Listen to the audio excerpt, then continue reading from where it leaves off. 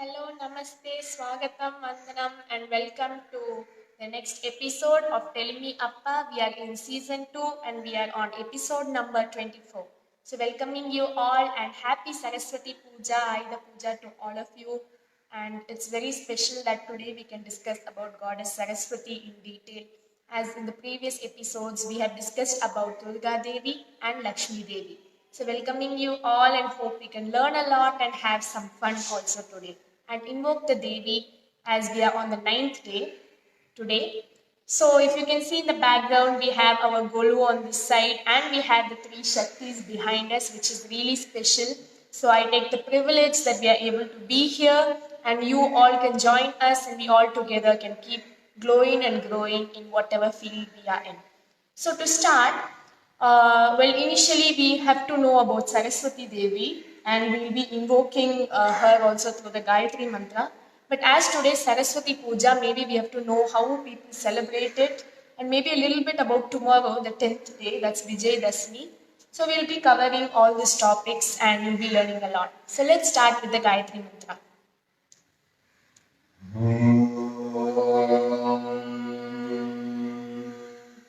दीनगणाय विद्महे पद्मी च धीमहि तन्नो सरस्वती प्रचोदयात् ॐ सरस्वत्यै नमः। So as you all know that our Navaratri Kala Yajna is going in full swing and it's really reaching out to a lot of people and it's nice that everyone can benefit from it and we all can celebrate it together. But the thing is in the Navaratri Kala Yajna on day 1 of Saraswati's first day, that's 2 days ago we had our dear Reena Miss and she had explained all the stories of Saraswati and usually there are not many stories but she kept us fulfilled. And I think our desires stopped because she really gave a good explanation on Goddess Saraswati and about her form and the stories. So I think more than dealing in the stories, we will more deal in her as a person or as a goddess.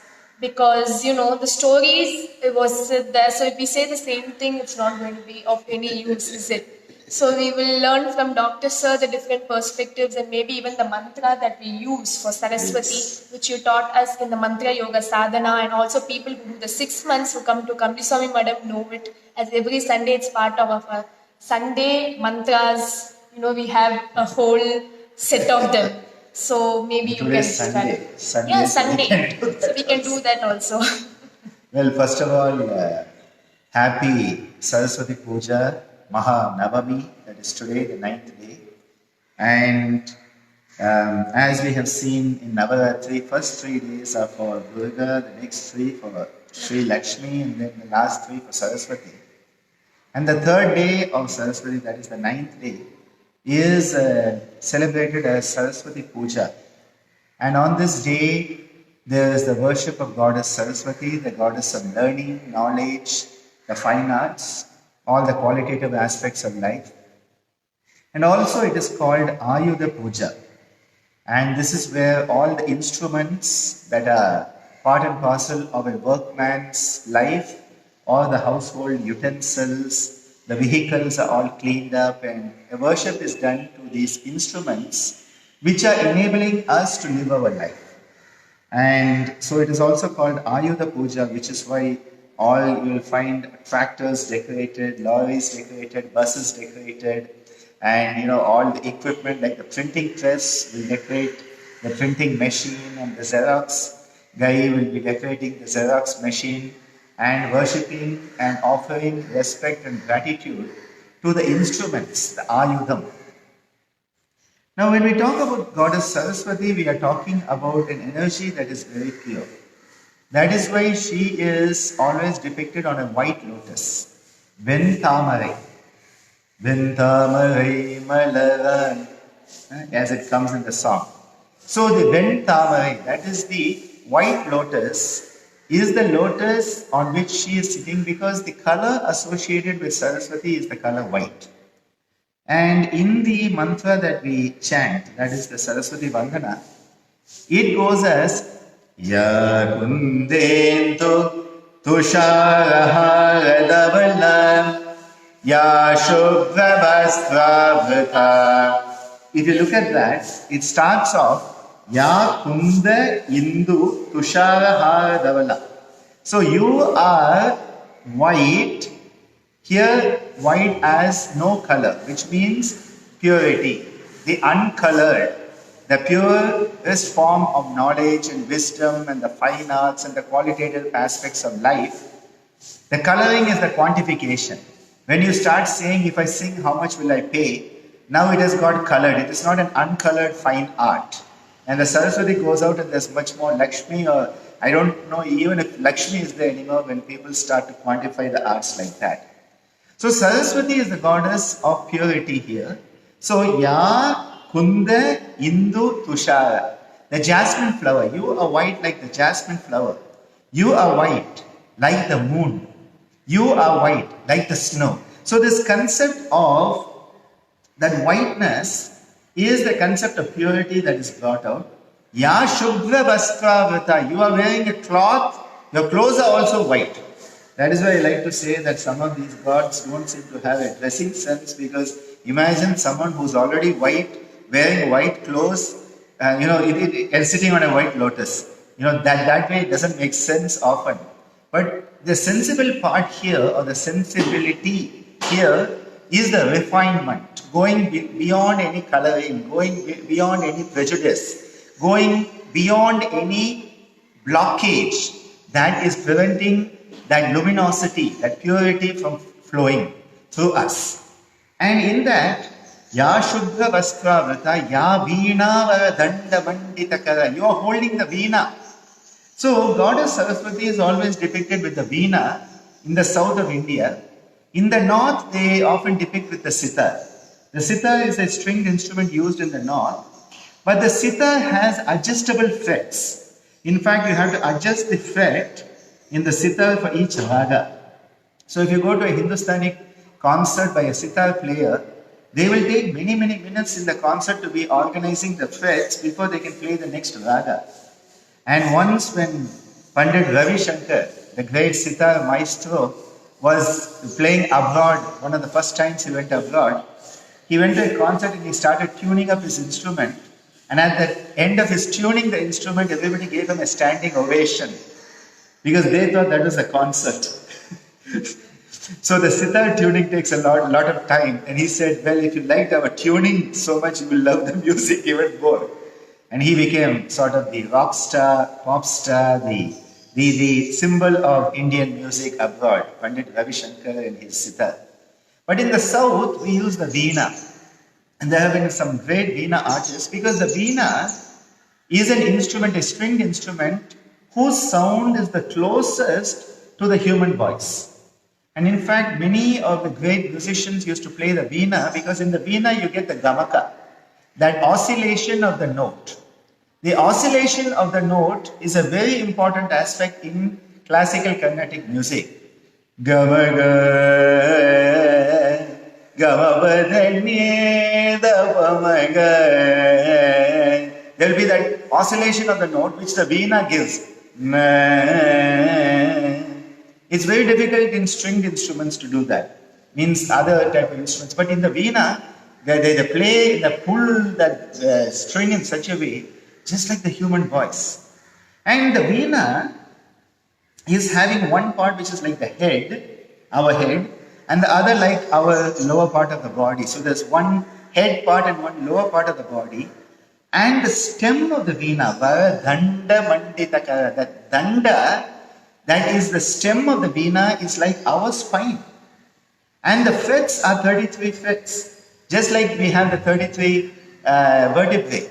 So you have, just like the human vertebrae on the spine, the veena has the fixed frets. And Swamiji used to tell us, listen to the music with your spine, not with your ears. The music has to go in that vibration of the music, the nada, that nadam of the vibration, has to go into your whole nervous system through the spine.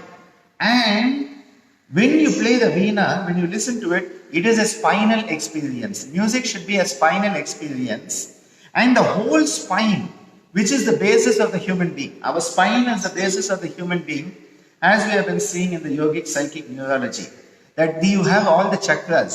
The six pinda chakras, five of them are spinal, and then the sixth is the cranium, which is the ajna. So these six are in one line, and this is why the veena that is in the hand of Saraswati is not just because she plays the veena and makes music, but she is the vehicle through which the music of life itself manifests. And that is why Saraswati is called Veena Vani. Veena Vani. She is giving the music of the veena. Vani. We use the word Vani. So sometimes you find people called Vani, Kalai Vani, because of the fine arts. And this is why in that song that we sing, in the Manika Veenai, Yendum Madevi Kalaivani. Very beautiful song. So, Manika Veenayendum Madevi Kalaivani, Ten Tamil Solledethe Paadavandom, Amma Paadavandom, Amma Paadavandom, Arulvaini, Isai Taruvaini, Ingu Varuvaini, Nalam Taruveni Amma. மாணிக்க வீணையேந்தும் மாதேவி கலைவாணி தென் தமிழ் சொல்லெடுத்து பாட வந்தோம் அம்மா பாட வந்தோம் அம்மா பாட வந்தோம் நாமணக்க பாடி நின்றாள் ஞானம் வளர்ப்பாய் பூமணக்க பூஜை செய்தால் பூவை நீ மகிழ்வாள் நாமணக்க பாடி நின்றாள் ஞானம் வளர்ப்பாய் பூமணக்க பூஜை செய்தால் பூவை நீ மகிழ்வாள் வாணி சரஸ்வதி மாதவி பாரதி பாகதீஸ்வரி மாலினி காணும் பொருளில் தோன்றும் கலைமணி வேண்டும் வரம் தருவேணினி நான் முகநாயகி மோகன ரூபினி நான்மறை போற்றும் தேவினி வானவமுதம் தேனல் சிந்தும் காண மனோஹரி கல்யாணி அருள்வாய். And that is how it goes on. Vani Saraswati Madhavi Bharati Bhagadeshwari Malini. So many names. Vani, Saraswati, Madhavi, Bharati, Bhagadeshwari, Bhagadeshwari. She is the Ishwari, the divine feminine divinity of speech. Bhagadeshwari. Bhag becomes in Tamil Bhaga. Bhagadeshwari, Malini. She is there in everything. Kanum Polil Thondrum Kalaimani. You are the gem of the art. Kalaimani. Vendum Varam Taruvenini. You are the Veni who gives us whatever we are asking. That which we are asking, Vendum, you are giving Veni Ni. You are the Veni. What beautiful concepts are there. So she is holding the Veena. Varadanda Mandita Kara. Yashveta Padmasana, sitting on a white lotus. And I used to joke at Kamliswami Madam, we had a huge statue of Saraswati. And before it got painted in multicolor, we used to just paint it with the green, like all other statues. And always the guy who was painting it would paint the lotus pink or red. And I used to tell him, this is the problem. People who are painting these statues, who are making these statues, this beautiful iconography that is there in Indian culture, people have lost all sense, and for Saraswati, he was putting a pink and red lotus. See, pink and red lotus is for goddess Lakshmi. White lotus is Saraswati. Ventamarai is Saraswati. Sentamarai is Lakshmi. And people these days don't know the difference. They say, sir, lotus, sir, pink, sir. Pink lotus, sir. No, Saraswati, no pink lotus, white lotus, sir. This is the issue there. Yashveta Padmasana. Padmasana is not she's sitting in Padmasana, but the asana, the seat is the white lotus. Shveta Padmasana, the word Shveta. Shvetambara. You find these type of words for Saraswati. या कुन्देन्दु तुषारहारधवला या शुभ्रवस्त्रावृता या वीणा वरदण्डमण्डितकरा या श्वेतपद्मासना या ब्रह्माच्युतशङ्कर प्रभुदिवीर देवै सदा Vandita. Here it is said, the goddess is worshipped by Brahma, Achyuta and Shankara. Brahma, Vishnu, Shiva. And all the gods. Devai Sada Vandita. Sada here means eternally. The Trinity like Brahma, Vishnu, Shiva and the gods worshipping you eternally. That is what it is. Ya Brahma, Achyuta, Shankara Devai Sada Vandita Samam Patu Saraswati Bhagavati Neshesha Jatyapaha. You are Bhagavati. You are the feminine form of Bhagavan. You are the divinity in feminine form. May you clear away all that which is not me, all the impurities. Neshesha Jatyapaha. Without any residue, clear away all the negativities. Like Patanjali tells us in the Yoga Sutra, the Maharishi tells us, Ashuddhik Shaye, to clear away the impurities. That is what we are requesting Saraswati to do, because she is the embodiment of purity herself. She is purity incarnate. We are saying we don't want that mala, we don't want that Ashuddhi, and let that Ashuddhi be cleaned so that the qualitative aspects of the universe can manifest through us. Ya Shveta Padmasana, Ya Brahmachyuta Shankara Prabhudibir, Devai Sada Vandita, Samam Patu, protect me. Patu. Samam Patu, protect me, O Saraswati. Bhagavati, Nishesha Jatyapaha. Remove all that is the ignorance, the impurity, the mala, the avidya that is preventing us from knowing ourselves and being a vehicle for that pure light, that luminosity of the divinity. This is what Saraswati is. And that is why great importance is given to Saraswati, because when we start Vidya Rambam, when we do on Vijayadasami, the students come to meet the Guru, and new students will also start. All students come to learn a lesson, which is why tomorrow we have our Vijayadasami special. But it's the first time online. Online Vijayadasami special. Yeah, I'm looking forward to it. I don't know how it's going to end up, but I'm sure like till now all the online things have been really nice actually in their own way. Yes. And we are utilizing it in a good way. That's Absolutely. the main thing. Rather than I was just enjoying the interview you did with Aditya. Yeah, yes. That 12-year-old prodigy.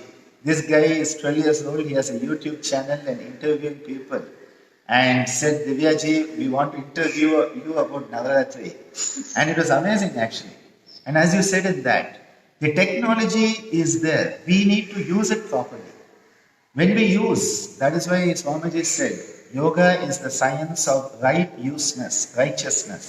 When you use everything as it is meant to be used, it is a form of yoga. And that is why we are trying to use technology of the Zoom home to have the Vijayadasami special tomorrow. But in Vidya Rambam also we invoke Goddess Saraswati. Saraswati Namastubhyam Varadhe Kamarupini Vidya Rambam Karishyami Siddhya Bhavatu Me Sada. May I have Siddhi, may I have success in the art that I am starting. Saraswati Namastubhyam, I am offering my salutations to you. Saraswati Nama means to bow and offer. Stubhyam, to you I am offering. Varade Kama Rupinim, you are such a magnificent, beautiful form. Varade Kama Rupinim, Vidya Rambam, Arambam, the start of Vidya, of knowledge. Vidya Rambam Karishyami, Siddhir Bhavatu Me Sada. May I always, Sada, may I always eternally have success with your grace. And that is how we start when we invoke Saraswati. And even in our Gayatri Mantra, we talk about it. We say, we are talking about Saraswati as the one who is the consort of Vrincha, Vrincha Patni. Many people don't know one of the names of Brahma is Vrincha. And Vrincha Patni, already Reena and all have told the story about how Brahma created Saraswati. Saraswati is said to reside on Brahma's tongue. We say that, and the Saraswati Nadi, when we looked at the Nadis in psychic neurology, the Saraswati Nadi is at the tongue. So it is the Nadi that enables you to manifest the qualitative aspect, Saraswati Nadi. That is why Saraswati is considered the Vak. That's why the Vak Padini, she is in the speech. And that is why when we invoke her, we are invoking her as one who is playing the Veena. Veena Ganaya Vidmahe. That Gana, that beautiful music of the Veena. Veena Ganaya Vidmahe. Vrincha Patni Chadimahe Tanno Saraswati Prajotayate. Invoking her and Saraswati Namastubhyam Varade Kama Rupinim. Vidyarambam Karishyami. I am doing the start of the fine arts, of the seeking of knowledge. Bless me with success always. See, in modern times we think, I have joined your class, I have to pass. I paid the fees, I have to pass. You have to give me the certificate because I joined. Have you learned anything? No, that doesn't matter. I joined, I paid the fees, give me the certificate. People have forgotten, in order to learn, you need the grace of the divine. We need the grace of the divine. In our culture, it is said, Avanarulale avantal vanangi. It is by the grace of the divine you can worship the feet of the divine. In order to gain knowledge, we need to worship the divine. Knowledge is divine. People talk about knowledge being power. Knowledge is divinity. And that is why you need to respect it. You need to value it. When you respect it, when you value it, and when you are grateful for it, that knowledge will grow and grow. All of this is related to Saraswati. And she has a Vahana, Hamsa Vahana. She has the swan. She has the swan. What is the swan? It is related to the power of discernment. People used to say the power of discrimination is power of discernment. You have the discerning intellect, the buddhi, which has viveka. And that is again the highest goal of yoga, viveka khyati. Because it is only in Viveka Khyati that you know the difference between Sattva and Purusha and you can work towards Kaivalya. That is why the Yoga Anga, Ashuddhi Kshaye Jnana Deepti A Viveka Khyati. That Viveka is the power of the Agnya Chakra. That Viveka is what Saraswati has to give us. And that is where the discerning intellect is what we want to work towards. Viveka Buddhi. The discerning intellect, where Viveka and Vairagya, the power of the Ichcha, Kriya and Jnana Shakti come alive in the Buddhi, which is the Vijnanamaya Kosha. All of this is associated with Saraswati, and the Hamsa is a symbol of this. In fact, the Hamsa is the mantra of the Agnya Chakra also. Though Bijakshara mantra is Hang Shan, but the Hamsa is also the related here. It is the power of discernment. So someone who has it in abundance is called a Paramahamsa. That is why we talk about Paramahamsa, Yogananda and Paramahamsa, meaning that they have developed the higher discerning intellect that is of the mythical swan, which is the vehicle of Goddess Saraswati. All these connections are there. And she has the Vedas in her hands and is blessing us. Saraswati is our right brain. So when you knock your right brain, you're knocking Saraswati. And when you knock your left brain, you're knocking Lakshmi. Saraswati, Lakshmi, Saraswati, Lakshmi. Very beautiful way. Qualitative and quantitative aspects of life. And that is why all of these concepts are concepts that are also metaphorical. Metaphorical concepts that have to be understood by the higher intellect, for which you have to refine yourself. Otherwise, people say Saraswati is just a statue, and you do Namaste Saraswati and you are happy. Saraswati has to come alive in us. And that is why, as Reena the other day said, the living Saraswati for us is Ammaji. Because through Ammaji, that knowledge, that wisdom is shared with so many. shared in such a beautiful manner with so many, so that they can gain that vidya, they can gain that jnana, that Hamsa part of them can come alive and they become a better human being. That is what Saraswati is, and when you manifest it, you become a living Saraswati. I think Reena really hit the nail on the head properly the other day. When she said that it was a beautiful moment in the Navaratri Kala Yajna. And we've had beautiful moments. I think, the beautiful moments each day are just so wonderful. Because, you go and meet other people, you have cultural events and all that, and now it's all online. Thanks to this wonderful girl, Divya Priya, who's brought it there. I told her, you may be my daughter, you may be younger than me, but I offer my salutations to you for bringing up this idea and manifesting it, where we can all come together as a community. Community building is so important in these times of the pandemic. Everybody's scared to meet each other. Everybody's scared of each other. We need to reach out. We need to connect. We cannot connect physically, but can we connect online? And that is what this has become. The Navaratri Kala Yajna has been a beautiful connection, which is worldwide connection with everyone around the world coming in together. Such a beautiful idea, such a beautiful actualization that it really gladdens my heart. And this is why we thought that in this Tell Me Appa, we will talk about Goddess Saraswati, some of her qualities, some of the attributes that are there with her. And just such amazing energy that is related to this concept of Saraswati, Veena Vani, Vani, Malini. Wow, such amazing, beautiful energies. May we invoke them, may we become fit. We have to be fit for those energies to flow through us. And that is where we reach the pinnacle of human embodiment. We become the best human we can be when we are fit for these energies to flow through us. So I think we covered as much as possible in Saraswati, and it's good that we are invoking and talking about her and thinking of this divine energy, Shakti, on this special day. And it's very important that we have done it, and it's just a coincidence, isn't it? In Tell Me Appa, we are coming in the order, and this happens to be Saraswati Puja, Ayudha Puja, and we have got the chance to have our episode on Saraswati Devi. So thanking all of you for being there also, and welcoming you to, we still have 2 more days of the Navaratri Kala Yajna, so grace us by your presence. And tomorrow we have the special Zoom satsang with Dr. Sir, where the Geetananda family, the ICYR family and Yognath family gets together, which doesn't happen so much.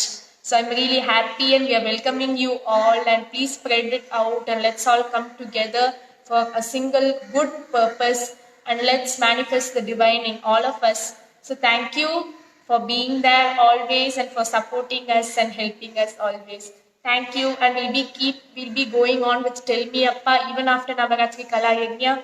And I think the upcoming episodes will be a lot of fun, and many people have been asking about Lord Hanuman, and even the 4 we'll be seeing Devotees of Shiva. So I think the next 2-3 episodes will be dealing with the devotees. We can't cover all of them, but at least the most important ones, so that we can learn something. And we'll be going on, and if you have any ideas, anything to share, please let us know. And thank you, and please go and watch my interview yesterday with Aditya, a nice 12-year-old interviewing a 17-year-old. So it's actually quite nice, and I've done my best and hope that can contribute to something. So thank you, and have a nice day, and see you soon.